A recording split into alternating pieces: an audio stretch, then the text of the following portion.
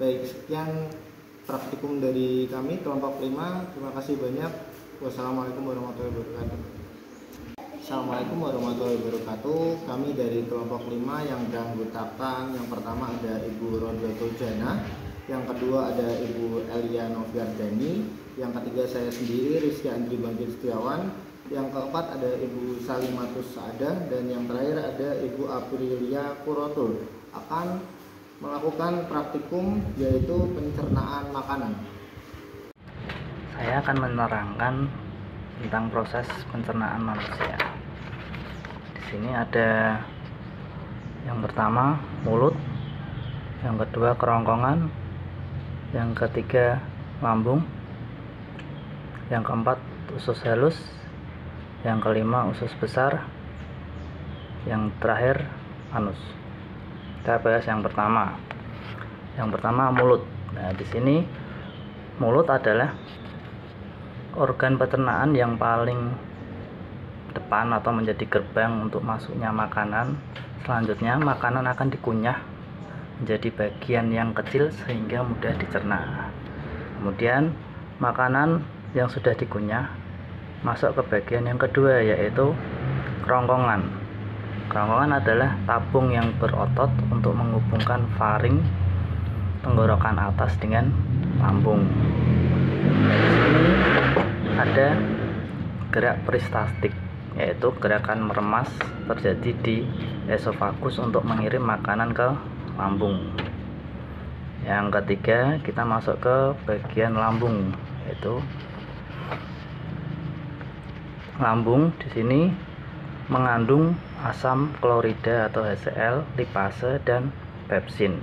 Fungsi getah lambung pada proses pencernaan makanan yaitu menonaktifkan mikroorganisme yang tertelan sehingga menjadi menghambat supaya tidak terjadi infeksi.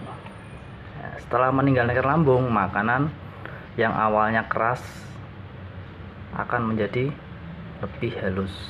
Nah, kemudian kita masuk yang keempat, yaitu usus halus. Setelah melalui lambung, makanan akan masuk ke usus kecil atau usus halus. Nah, di sini usus halus terdiri atas 3 bagian, yaitu duodenum, jejunum, dan ileum. Nah, di sini usus halus akan menyelesaikan makanan dan memecah makanan itu akan. Yang keempat yaitu usus halus. Di sini di usus halus makanan akan mengalami proses absorpsi, yaitu proses tubuh akan menyerap nutrisi dari makanan ke aliran darah tanpa kinerja jejunum dan ileum. Tidak mungkin nutrisi akan diserap begitu saja. Sedangkan untuk duodenum akan membantu usus dalam memecah makanan. Kemudian setelah makanan masuk ke usus besar, usus halus, kemudian makanan masuk ke usus besar. Nah, di sini proses pencernaan yang terjadi pada usus besar adalah penyerapan seluruh cairan yang ada dalam makanan sehingga makanan menjadi lebih padat. Nah, tidak hanya berfungsi untuk memproses zat sisa makanan, usus besar juga menjadi penghubung usus kecil dengan rektum.